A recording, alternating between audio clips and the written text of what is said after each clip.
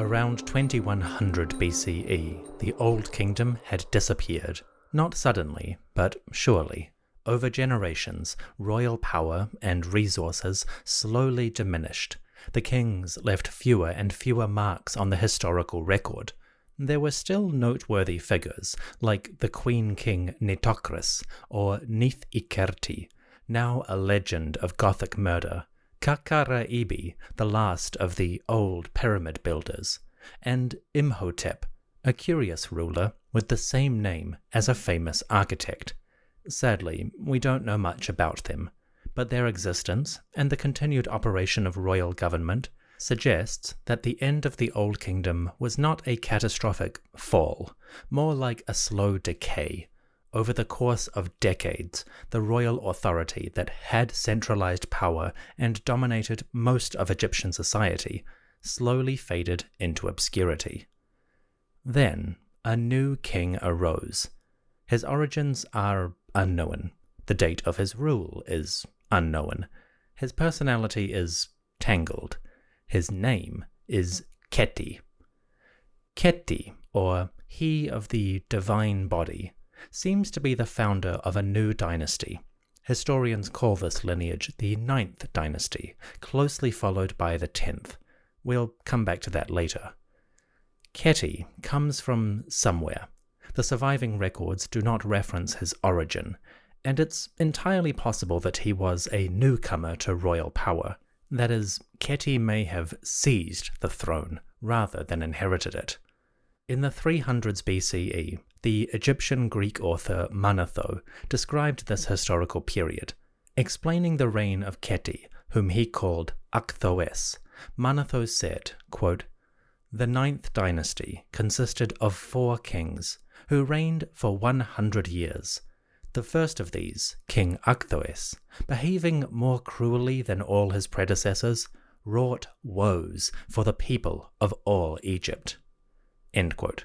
We have no idea if Khety was a cruel or tyrannical figure. Manetho might have captured a cultural or political memory of the man that developed over the centuries, but realistically, he was writing nearly 2,000 years after the fact. Think about how, today, historians study a man like Julius Caesar. Even with multiple ancient writers describing the man and his life, there is still plenty of ambiguity in the details. Different scholars will reach wildly different interpretations of Caesar, his motives, and his mind.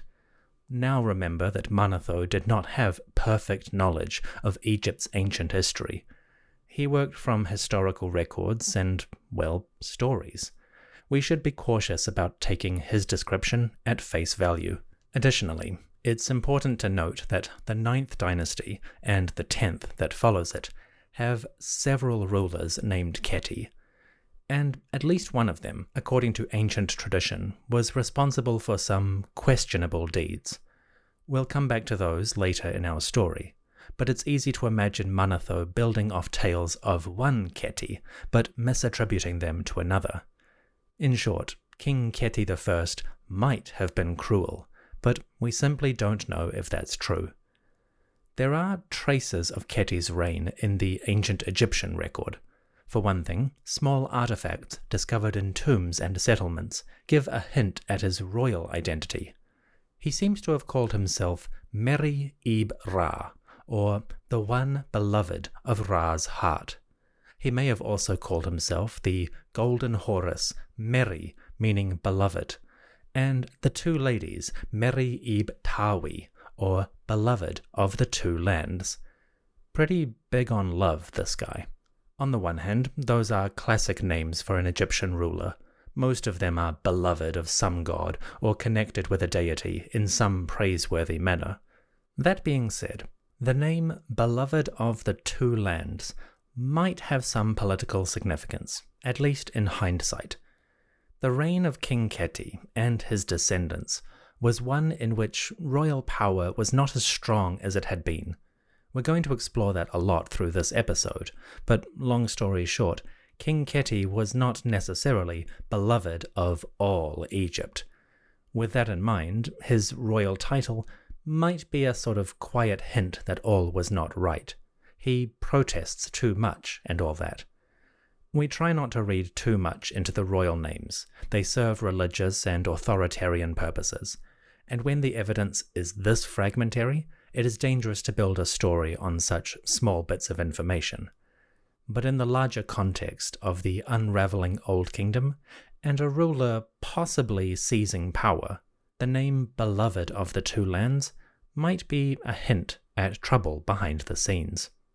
Anyway, as far as artifacts go, King Khety is not well recorded, but there is one interesting piece currently in the Louvre. It's a brazier for burning coals and lighting or heating a room. It is made of copper in the shape of a round, flat dish. But the brazier is not solid metal. The artists have cut holes in it to make a decoration. This decoration includes the names of the king, Pr-Hty and Khety, along with his titles as king of southern and northern Egypt, the son of Ra, and all that jazz. It's a nice little item, and you can imagine that when it was full of coals or fire, the light may have cast shadows on the wall. Given the design of the brazier, those shadows may have been the hieroglyphs of the king's name. Whoever was using this item was literally lighting their room with Khety's brilliance.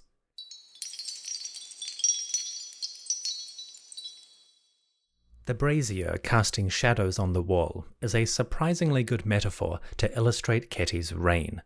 We know almost nothing about his deeds or policies. Sadly, the best information is Manetho, who simply said Khety was crueler than all his predecessors, and that he wrought woes for the people. What kind of woes exactly? Manetho does not say. But he does give Khety a poetic end to his rule. Speaking on the death of King Khety, one version of Manetho says the following, quote, Akthoes, or Khety, was crueler than all his predecessors, and visited the whole of Egypt with dire disasters. Finally, he was seized with madness, and he was devoured by a crocodile. End quote. King Khety, allegedly, fell to a divine punishment.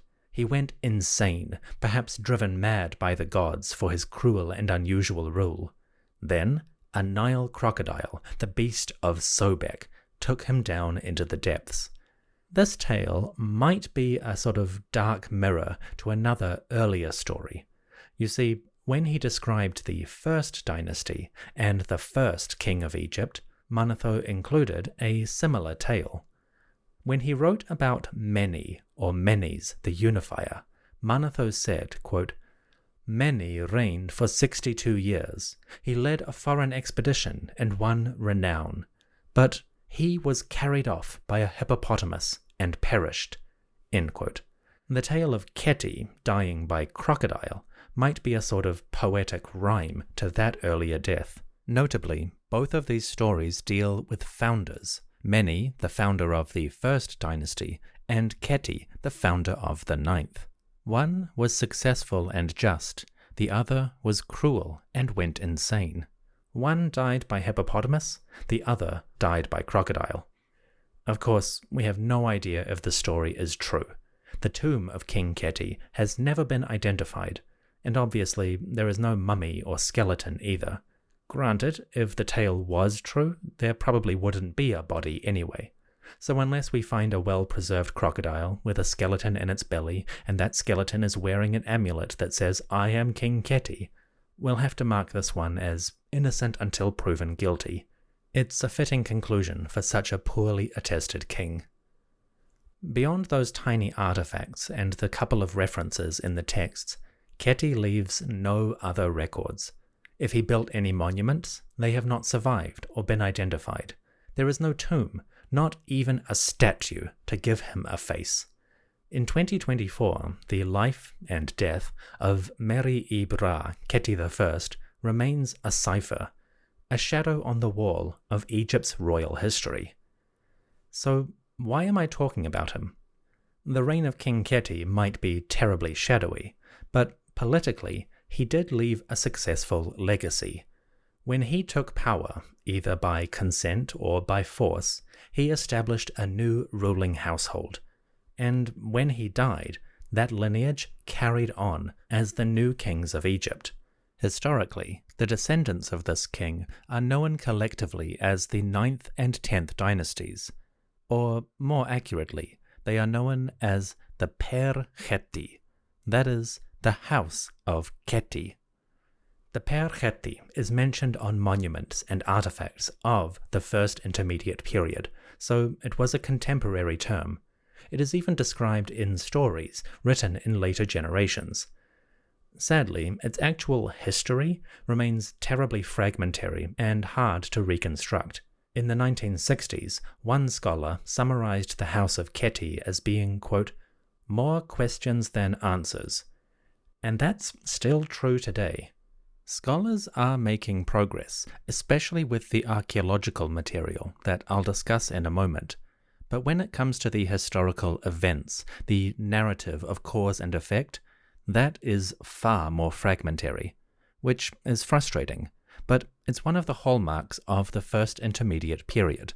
In fact, one of the reasons historians started to call this the First Intermediate Period is because the classic sources they rely upon, the inscriptions of royal deeds and the monuments of great and powerful rulers, those disappear for about 200 years.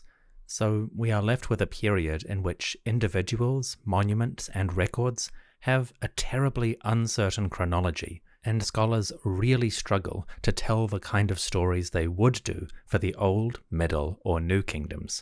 In my opinion, that's part of the fun with this particular era, and as we'll see in the coming episodes, there are some small but wonderful little tales that turn up in every corner of society during this historical phase. It may be a shadowy time for the royals, but in terms of the rest of society, there are some delightful stories to be told. But yeah, that big picture royal stuff is quite fragmentary, and the House of Khety is our first example of that. The House of Khety are not well attested, but we do have some of their names.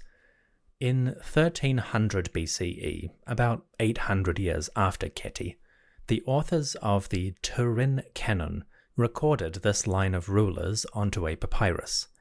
According to them, there were 16 kings total in the House of Khety. Unfortunately, that part of the papyrus is terribly damaged, and most of those names are lost.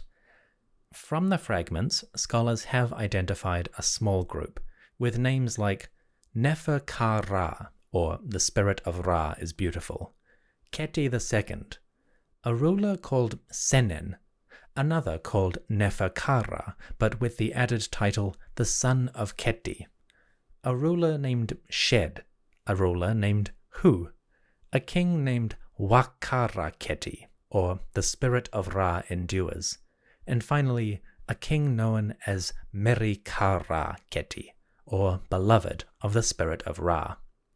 There are gaps in that list, and several names are missing, and to this day, scholars still debate the exact order of certain rulers. Some historians will place a particular king later in the historical lineage, others will place him earlier. Most of these kings belonging to the House of Khety are simply names on a papyrus. Fortunately, a couple of those names, notably Wa-Kara Khety and Meri-Ka-Ra Khety, do have historical records and even stories about their reigns and deeds, and we're going to meet them as this mini-series unfolds. For now, most of the House of Khety are simply names on a list, and even that list is a matter of debate. Not a good start for a ruling lineage. So far, you may be getting a slightly frustrating image of the House of Khety.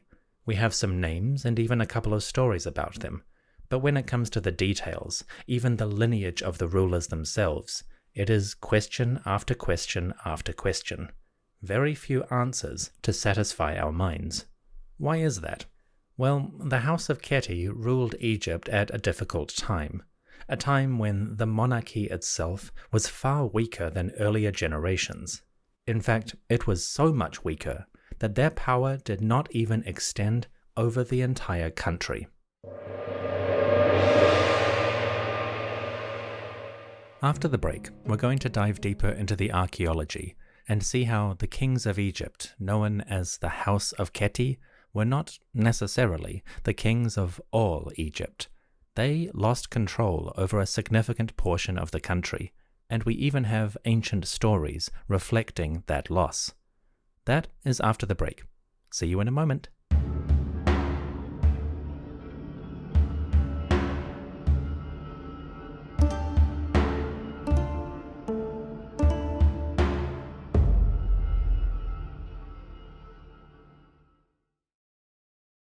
Around 2100 BCE, Egypt got a new royal household, under the leadership of a man called pr-Hty. We know this man and his descendants as the House of Khety. Khety I had used the title Nesut-Beti, king of southern and northern Egypt, and other titles like the Two Ladies, or Nebti, the goddesses of north and south, and Horus, or Her-Nebu, the golden falcon. As far as the political image was concerned, Khety and his descendants were rulers of all the Egyptian people. They claimed the classic identity and privileges of the kings of the two lands. Unfortunately, the archaeological and historical material paints a rather different picture. One of the hallmarks of the First Intermediate Period is division, a sense of disunity across the Nile Valley. This contrasts with the kingdom periods, the Old, Middle, and New, when we have evidence for strong royal households able to exert authority over most of the country. In these intermediate periods, that royal control breaks down in a big way, and as a result, different communities and parts of the Nile Valley slip away from the traditional government and cultural models. Around 2100 BCE, that division is most visible in the south of Egypt. We get a hint of this separation in the artifacts. Over the past few decades, scholars have been compiling databases and catalogues of important objects: pottery, furniture, amulets, coffins, stelae, and sarcophagi, to name a few. We don't have time to cover everything, but let me give you a couple of examples to show how around 2100 BCE, northern and southern Egypt were starting to diverge in the products they were making. In pottery, it is easy to measure changes over time and distance. You do this by studying the style or design of the pot itself. In the Old Kingdom, certain shapes were more common throughout the country. There seemed to be a common standard in terms of design. But in the First Intermediate Period, that pattern changes. Workers in the north, under the House of Khety, continued to make pottery using the Old Kingdom models. But workers in the south began to do their own thing, creating new designs and shapes. Apparently, without royal overseers demanding certain models, the southerners began to create things according to their own priorities. That helps to mark a division between the north and south. A similar trend is visible on stelae, stone slabs decorated with art and hieroglyphs. A researcher named Dr. Melanie Pitkin devoted her PhD to this topic and found noticeable differences between the styles of different regions. For example, she observed differences in the language. If you take two stelae, one from the north and one from the south, they might use the same word, but they will use different hieroglyphs to spell or punctuate it. So a stela might honor the deceased by calling them imach, from the verb to venerate or revere. A standard word, you'll find it on lots of monuments. But if you zero in on the First Intermediate Period and the different parts of the country, you might find the two regions spell imach differently. A northerner, for example, is more likely to have written it imachet, but a southerner is more likely to have written imachut. And a southerner might spell it as imachit, but a northerner never will. So there are small dialect differences between the regions, and they're showing up on the monuments. It's probably not a drastic difference, they would still understand each other's writing, but it's a marker of the gap that was growing between the different communities. Again, in the absence of royal oversight or certain expected standards, we get more variety in the way things are written. It's a small change, but it hints at bigger things. Finally, we also see differences in the art. In the north, royal artisans continue to work in the Old Kingdom style, and they were quite successful in doing that. Egyptologist Wolfram Grajecki, who specializes in this era, described the First Intermediate Period art as follows, quote, "Art production in the northern region kept up a certain high standard, to such an extent that it is often hard to tell whether a particular object belongs to the Old Kingdom or the following period. The workshops seem to have continued production without interruption." End quote. So the House of Khety was able to fund highly skilled artists to work in the old designs. In the south, however, things start to change, and they change quite drastically. Upriver in the Southlands, artisans began to produce images that, to us, appear to be lower quality, with less skill in the carving. The human figures, for example, have exaggerated proportions, almost cartoony in some respects. Their limbs might be too long, their eyes too big, or their overall proportions simply off. Back in the day, scholars took that as evidence for the decline of art and culture during the First Intermediate Period. In reality, it's more complex, and we'll come back to that in a couple of episodes.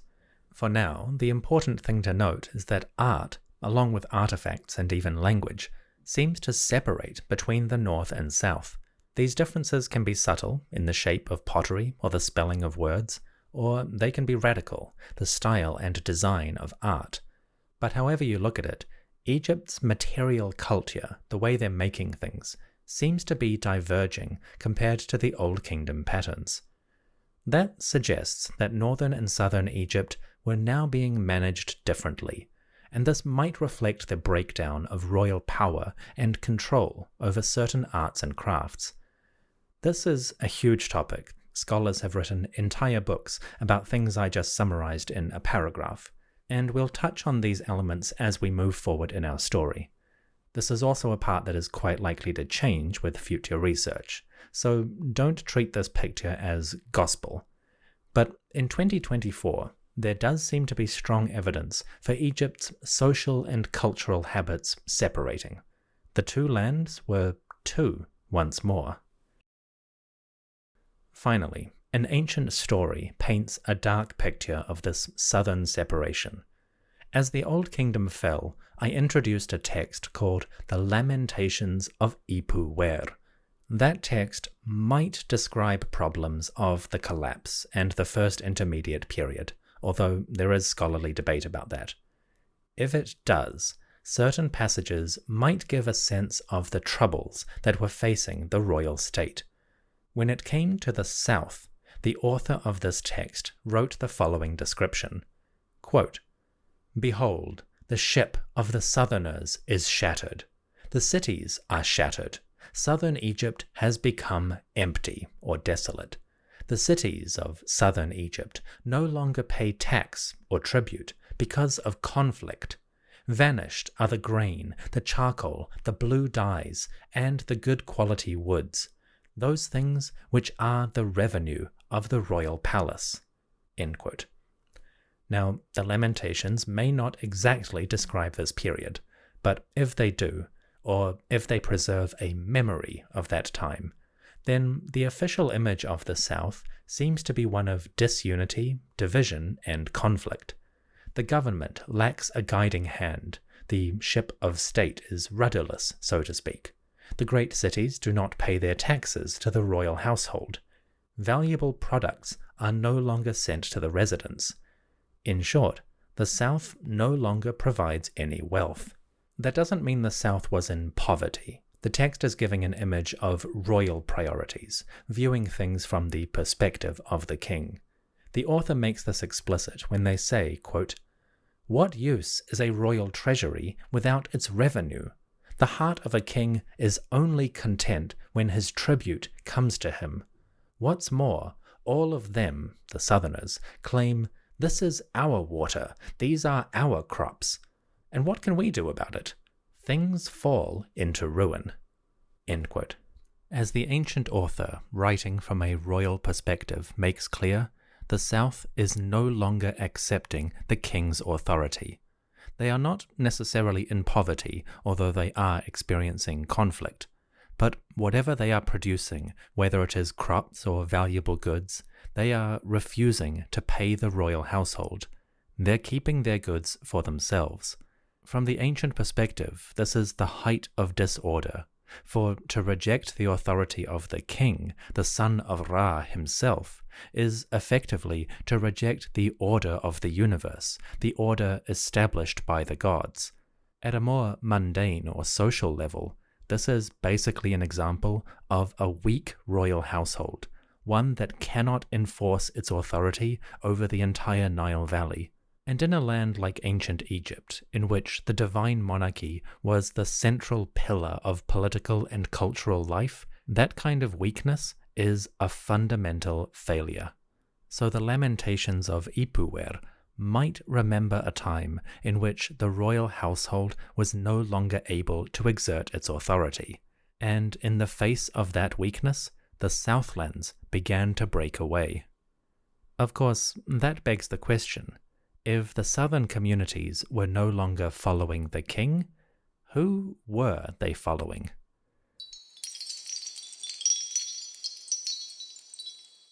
Next time, we leave the house of Khety and begin a journey upriver to meet the powerful leaders that now dominated southern Egypt. As the first intermediate period begins, the Nile Valley is divided into smaller competing states. Some of these are allied with one another. Others give obedience, or at least lip service, to the royal household. But they are all pursuing their own goals. Remarkably, we have some excellent records for these small communities. Thanks to generations of archaeological and historical investigation, we have detailed biographies and descriptions of the deeds of powerful local leaders, how they competed with one another, tried to expand their territory, governed their communities, and even managed affairs in the face of crisis.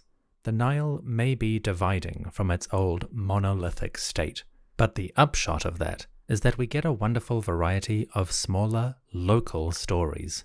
The first intermediate period is a great era for anyone interested in the true Egypt. The one outside the royal palaces, taking place in farms, villages, and even military camps.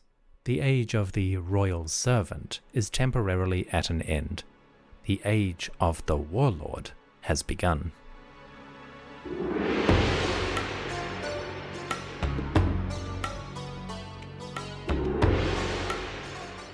Before I go, I would like to thank the priests, my top-tier supporters on patreon.com.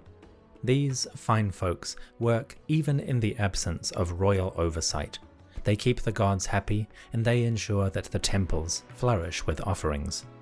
My special thanks to Linda, Eric, Terry, TJ, Yola, Mycost, Andy and Chelsea, Evan, Kyla, Nadine, Ashley, and Veronica. Folks, you are all too generous. May your households endure far better than the house of Khety, and may your cultural memory be one of kindness, not of cruelty. To everyone listening, thank you so much for joining me. Onwards, into the first intermediate period. I'll see you soon.